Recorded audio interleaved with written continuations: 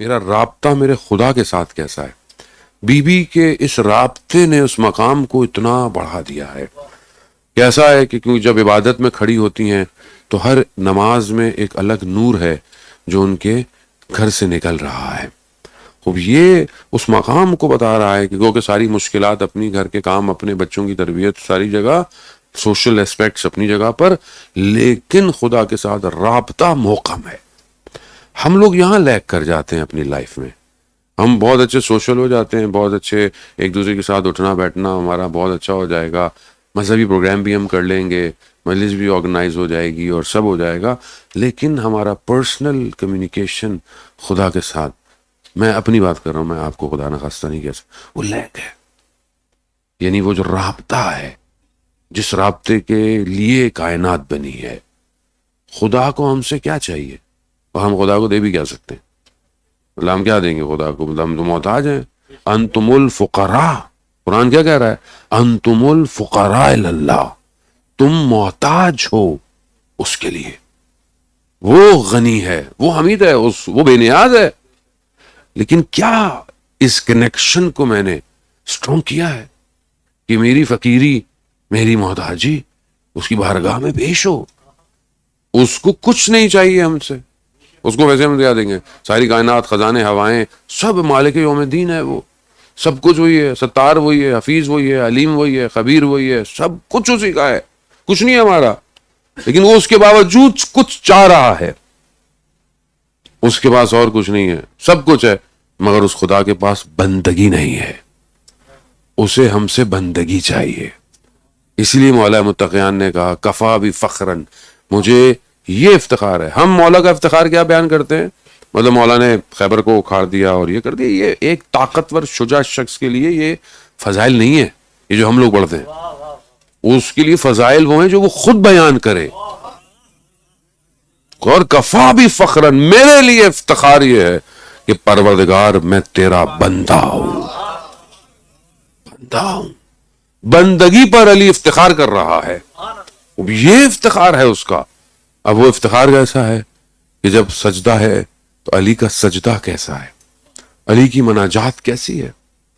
شخص عرب کھڑے ہوئے آپس میں گفتگو کر رہے کہ میں نے عرب میں اس کو کمال کا پایا. ایک شخص کہتا ہے میں نے علی ابن ابی طالب سے بڑھ کر کوئی شخص نہیں پایا. کہا کیوں؟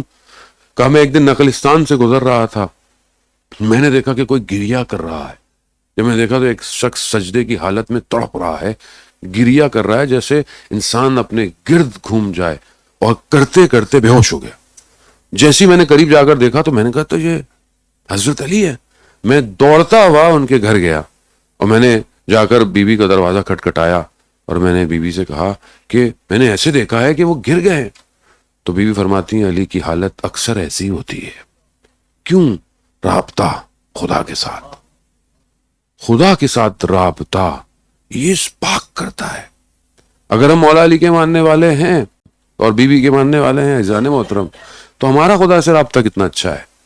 امام علی کے راتیں جو تھیں اس میں 1000 رکعت امام نماز پڑھتے ہیں، یعنی 1000 رکعت. وہ کیسے پڑھتے ہیں، کیا پڑھتے ہیں؟ خود امام ہے پڑھتے ہیں. علامہ امینی رضوان اللہ تعالی علیہ جنہوں نے غدیر لکھی، آپ جانتے ہیں کہ مولا کے فضائل پر جو کتاب ہے وہ غدیر جو ہے، جو انہیں 30 ایئرس لگ گئے یہ کتاب لکھنے میں. دنیا میں جہاں جہاں فضائل تھے، مناقب تھے، ان کو جمع کیا. مصر میں، دمشق میں، ہندوستان میں، بغداد، ہر جگہ سے جمع کیا اور لکھا ہے کتاب.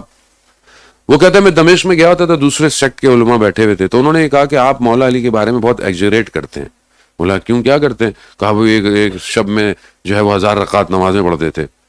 تو علامہ امینی کی ٹانگ میں بہت تکلیف تھی، تو علامہ نے فرمایا کہ وہ تو مولا تھے، 1000 رکعت تو میں پڑھ سکتا ہوں رات کو. تو انہوں نے کہا ٹھیک ہے. انہوں نے شروع کی، ابھی آدھی رات نہیں گزری تھی اور آدھی سے زیادہ رکعتیں ہو گئیں. تو انہوں نے کہا نہیں ہم مان گئے کہ مولا پڑھتے تھے. نہیں، انہوں نے کہا کہ میں پورے پڑھ کے تمہیں دکھاؤں گا. ان سے سوال کیا کہ آپ واقعی ہر رات کو 1000 رکعت پڑھتے ہیں؟ کہتے نہیں میں نے اس سے پہلے کبھی 1000 رکعت پڑھی نہیں تھی. تو کہا پھر؟ کہا میں نے کہا میں کیا کروں، 1000 رکعتیں جانے اور مولا جانے. عزیزان محترم، اگر ہم مولا کے ماننے والے ہیں تو کم از کم 1%، میں زیادہ پرسنٹیج دے ہی نہیں رہا آپ کو، 1% تو مولا کی اطاعت کرنی چاہیے رات کو کہ نہیں کرنی چاہیے؟ 1% کیا بنتا ہے 1000 کا؟ 10 ایک وتر ایڈ کر لیں تو تہجد کی نماز ہو جاتی ہے. یعنی کم سے کم مولائی کو تہجد پڑھنی چاہیے کم سے کم. باقی پھر آپ جانے آیت اللہ غازی جیسی شخصیتیں جو گھنٹہ گھنٹہ نجف کے نگلستانوں میں جب تہجد پڑھتی تھیں تو وہ کہتے تھے کہ آسمان کے ذکر ہمیں سنائی دیتے تھے. تو مولا ہی نہیں دیا ہے نا سب کچھ، باب علم وہی ہے. ہم نے باب علم سے اس طرح لیا نہیں ہے جانے محترم. مقدس اردبیلی جیسی شخصیت اور ہستی آپ جانتے ہیں کہ رات کو حرم بند ہو جاتے تھے لیکن جب جاتے تھے دروازے خود کھلتے تھے اور امام سے گفتگو کرتے تھے کلام. مقدس اردبیلی وہ ہیں کہ جو امام زمانہ ان کے ساتھ ان کی سواری میں ان کے پیچھے بیٹھے ہیں اور ان سے پوچھ رہے ہیں کہ فلانے شخص کے بارے میں جانتے ہو کہ وہ ایسا ایسا عالم ہے، اور کہہ رہے ہیں کہ ہاں سنا ہوا ہے، یعنی اپنی تعریف نہیں کر رہے. ایسی شخصیت عالم دین کہتے ہیں. میں نے ان کے انتقال کے بعد انہیں دیکھا کہ مولا امیر کے صحن میں ایک صحن سے باہر نکل رہے ہیں اور بدن سے نور گر رہا ہے. تو کہا یہ سب کیسے آیا؟ تو کہا زری کی طرف اشارہ کیا امام علی کی، کہا سب اسی در سے ملتا ہے. اور جانے محترم خوب یہ کنیکشن ہے، جو جتنا اسٹرانگ کرے گا اتنا اس کی فلائٹ جو ہے وہ ہائی ہو جائے گی. تو آج ہم اپنے آپ کو دیکھیں، بیوی کا کنیکشن ہے یہ جو خدا کی بارگاہ میں ہے. یہاں امام علی علیہ الصلوۃ والسلام نکلتے ہیں، بی بی فرماتی ہیں کہ چند دن سے گھر میں فاقہ ہے. امام نکلتے ہیں، کچھ قرض لیتے ہیں، دیکھتے ہیں رستے میں مقداد بیٹھا ہوا ہے، پریشان ہے. کہا پریشانی کیسی ہے؟ کہا مولا کچھ دن سے گھر میں نہیں ہے.